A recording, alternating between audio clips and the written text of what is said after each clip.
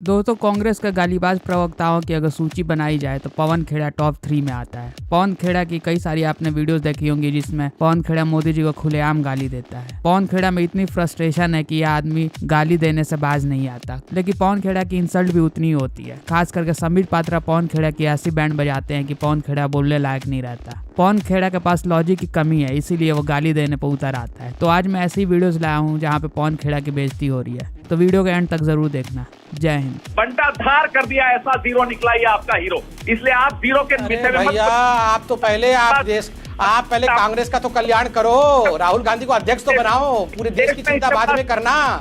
पवन भाई प्लीज बना दो राहुल गांधी को अध्यक्ष, क्यों तड़पा रहे हो सबको? एक शून्य लिखा जाएगा कि एक जीरो व्यक्ति था और इसको प्लीज बना। अरे अमन, अरे प्लीज पवन भाई को प्लीज समझाओ। मानक भाई प्लीज, मानक भाई मैं रिक्वेस्ट कर रहा हूँ, राहुल गांधी को अध्यक्ष बना दो कांग्रेस का। ऐसे क्यों नहीं मान रहे ये लोग? प्लीज बना दो। ओके, जीरो से आगे बढ़े, जीरो से आगे बढ़ते। ये यूएनएससी के प्रेसिडेंट बने थे, बड़ी तारीफ। बिलबिला नहीं रहा हूँ, मजे ले रहा हूँ भैया। तो बिलबिला नहीं रहा हूँ पवन भाई, मैं तो बोल रहा हूँ राहुल गांधी जी को अध्यक्ष बनाओ जल्दी जल्दी। क्यों टाइम वेस्ट हो रहा है? संबित पात्रा जी आज स्पष्ट कर दीजिए, क्या भारत सरकार, क्योंकि आप बहुत उछल कूद कर रहे हो ना तालिबान पे, हमें घेरने की कोशिश कर रहे हो। ये देश बुरा मान गया है, देश ऐसा हो गया है, देश ये कब से सोनिया और राहुल जी को देश मानते हैं? ये तो सारी गुस्से सबसे ज्यादा गुस्से में तो सोनिया जी और राहुल जी हैं कि उनका कुछ नहीं हो रहा है। देश गुस्से में है, देश बर्बाद हो गया, देश आगे नहीं बढ़ पा रहा है, देश ऐसा सोच रहा है। मतलब ये आपने दोनों को देश सोच रखा है। पार्लियामेंट में तो आप भाग गए। और दूसरी बात है, मैं भैया आप बना दो ना, राहुल गांधी को प्राइम मिनिस्टर कैंडिडेट घोषित करो। इतना तो हम नहीं नाम लेते उनका जितना आज शाम को रिजोल्यूशन में राहुल गांधी को प्राइम मिनिस्टर कैंडिडेट घोषित करो, नहीं तो ममता बनर्जी को प्राइम मिनिस्टर कैंडिडेट घोषित करो, नहीं तो मायावती जी को प्राइम मिनिस्टर कैंडिडेट घोषित करो। किसने हमने रोका हुआ है? हमने कहीं रोका हुआ है क्या इनको घोषणा? इतना क्यों? अरे पवन भाई इतना गुस्सा हो मत और इतना हिलो भी मत, आराम से बैठ के आराम से सुन लो, कुछ नहीं होगा। मैं देखो, मैं तो आपका हितैषी हूँ, मैं तो कह रहा हूँ कि राहुल जी को प्रेसिडेंट बना दो और राहुल जी को भेजो पूरे देश में प्रवास में। राहुल जी को उत्तर प्रदेश में भेजो प्रचार के लिए, राहुल जी को पंजाब में भेजो, राहुल जी को भेजो वो उत्तराखंड में भी जाए प्रचार करने के लिए। कुछ तो भला हो हम लोग का भी, जाके वहां प्रचार करें। पवन खेड़ा जी, आप इस यात्रा, भारत जोड़ो यात्रा का मुख्य अचीवमेंट क्या कहेंगे? राहुल गांधी का इमेज मेकओवर, कांग्रेस जो एक थोड़ी बिखरी हुई थी, उसका एक संपर्क जनादेश से टूटा हुआ था, उसको सुधारने की यात्रा, पॉलिटिकल यात्रा या सिर्फ मोहब्बत वाली यात्रा? आपने जो ऐसे शुरुआत की नविका जी कि कांग्रेस बिखरी हुई थी या राहुल गांधी की छवि, कम से कम वो तो नहीं है इसका मकसद। पवन खेड़ा जी, आज कांग्रेस की तरफ से जनरल सेक्रेटरी जयराम रमेश का एक बयान भी आया है, ट्वीट भी आया है, जिसमें उन्होंने कहा है कि बीजेपी डरी हुई है, प्रधानमंत्री इनसिक्योर है, इसीलिए रोड शो कर रहे हैं दिल्ली में। मैं आपसे पूछना चाहती हूं, आज पब्लिक भी ये सवाल पूछ रही है कि डरा हुआ कौन नजर आता है जो 21 पार्टियों को बुला रहा है साथ खड़े होने के लिए ताकि बीजेपी से मुकाबला कर सके, या वो जो अकेले लड़ता चला जा रहा है और 2 बहुमत वाले जनादेश उसे मिले हैं जैसे प्रधानमंत्री नरेंद्र मोदी को मिले? संबित पात्रा जी, आपको भी इसमें थोड़ी सीख लेनी चाहिए। इस तरह की भाषा किसी के भी बारे में अच्छा नहीं लगता, लोकतंत्र के ऊपर को नुकसान पहुंचाते हैं हम इस तरह की बदजुबानी करके। आप तो अच्छी बात कह रहे हैं, मगर मुझे लगता है राहुल जी को भी सीख लेना। संबित पात्रा, क्या इस चुनाव को पोलराइज करने की पूरी कोशिश हुई? ये तो 2014 के बाद जितने भी चुनाव हुए, बस हर कोई चिल्ला के बोलता था बताइए 2019 का ये ट्रेलर है कि नहीं। याद करिए, उत्तर प्रदेश के चुनाव से पहले ये सवाल कम से कम 20 बार आपने हमसे पूछा।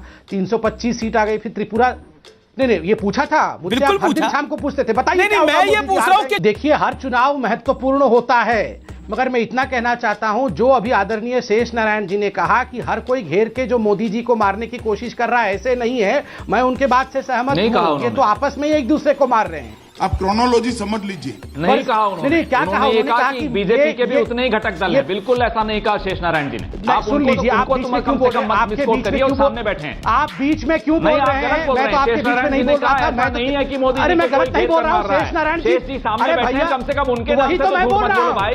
वही तो आप मैं उनके बोल नाम रहा पे झूठ हूँ। मत आप बोलो। एक शेष जी सामने बैठे हैं, रिवाइंड अभी करके पूछ लीजिए। दिखाइए। अमित जी ऐसा अभी पूछ नहीं लीजिए है, अगर उन्होंने शेष जी ने बोला। ऐसा कहा हो तो। अरे पूरा शेष जी अमित ने जी कहा पहले इस ऐसा आदमी को नहीं चुप है कि कराओ। मोदी जी को ये कोई आदमी घेर सबके कर बीच में मार रहा है। बोलता है, मैं तो इनके बीच में एक शब्द नहीं बोलता गलत है। बोल रहे हैं। देखिए झूठ बोल मैंने रहे हो, क्या आप कहा? सत्य बोल रहे मैंने हो। कहा कि शेष मक्कारी नारायण करते जी हो ने यहाँ पे सही ऐसा। बोला। शेष जी ने मैंने ऐसा कहा नहीं कहा। शेष जी अरे ने किस ऐसा बात- नहीं बोला है। बंद करो हाथ जोड़ के। मैं मोदी जी क्यों बचा रहे हैं सुषेण गुप्ता को? ठीक है, अरे ये- साहब, ये इस पर बात हम हो पर सकती है, आरोप इस पर लगाते बात हो। सकती है, लेकिन मैं थोड़ा पीछे जा रही हूँ। आपने बहुत कन्वीनियंटली 2019 का जिक्र मैं किया, वहीं आ रहा हूं। 2015 का मैं जिक्र वहीं आ किया, रहा हूं। 2014 का नहीं, जिक्र नहीं, किया। नहीं, वहीं आ रहा हूँ। ये 2004 से लेकर 2013 में किसकी सरकार थी? पवन खेड़ा जी। तो आप ये मान क्या रहे हैं कि भारतीय ये जनता जो पार्टी कह रही वाजपेयी है- की सरकार से शुरू सुन लीजिए, हुआ, मेरी बात नहीं खत्म हुई ना। खेड़ा साहब बस आप, क्योंकि आप ये जानते मेरी हैं बात। कि मैं डिबेट करूंगी, बोलिए, उससे बोलिए। पहले आपकी इस सफाई को मुझे बहुत बहुत इंपॉर्टेंटली सुनना है। आप ये कह रहे हैं कि बिल्कुल बिल्कुल बिल्कुल वाजपेयी की सरकार से शुरू हुआ ये लेन देन आपकी सरकार में भी जारी रहा, 2004 से 2013 में जारी रहा। 526 करोड़ का लेकिन जहाज आप बीजेपी तो ये 1670 कह रही करोड़ में है खरीदो कि और आरोप आप हम ये पर लगाओ। जितनी बातें कह रहे हैं ये 2004 से 2013 में हुई है। The bulk of the payments were made before 2013। 2013 से पहले किसकी सरकार थी? ये सुषेण गुप्ता को कब हुआ? 14.6 मिलियन पॉन्ड्स मिले। ये किसने दिए? किसकी सरकार में दिए? रूबिका जी, Pawan Khera has been arrested by the Assam police. Randeep Singh Surjewala is also with him. This is the latest that we're getting. So the Congress was repeatedly alleging that there's an effort to detain Mr. Pawan Khera. But now the latest information that we've gotten is that the Assam police has arrested Mr. Pawan Khera and after they stopped him from boarding that flight. या अली का आशीर्वाद आपको नहीं चाहिए मतलब? नहीं उनका देखिए ईश्वर और ईश्वर में भेद करना ये उचित नहीं होगा।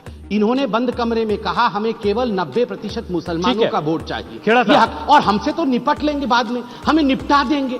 खेड़ा ये तो साहब, हमें आपकी बारी है। खेड़ा साहब 10-5 सेकंड बोल लेने दीजिए, मेरे राज्य में मेहमान है, बोल लेने दीजिए। खेड़ा साहब मैं इतना बोल दूं, आप हमें निपटा देंगे ये कहते हैं। बजरंग बली का भक्त हूं, दम है किसमें जो हमें निपटा देगा, देख लेंगे। दोस्तों पवन खेड़ा की ऐसी कई सारी डिबेट्स है भाजपा प्रवक्ताओं के साथ, खास करके संबित पात्रा के साथ, जिसमें पवन खेड़ा ने गाली दी है और पीएम मोदी को गाली दी है। इसके बावजूद भी पवन खेड़ा जैसे लोग और कांग्रेस के दूसरे प्रवक्ता कहते हैं कि देश में बोलने की आज़ादी नहीं है। पवन खेड़ा की बदजुबानी का जो सिलसिला है वो बहुत पुराना है। सालों से कई सारे ऐसे टीवी डिबेट्स हुए हैं जिसमें पवन खेड़ा ने डायरेक्टली पीएम मोदी को गाली दी है और असभ्य भाषा का इस्तेमाल किया है। और साथ ही जो वीडियो वायरल हुई थी सुप्रिया सीनेट की घंटा बजाते हुए, वो भी आपने देखी ही होगी। तो वीडियो पसंद आई हो तो लाइक कमेंट शेयर जरूर करना।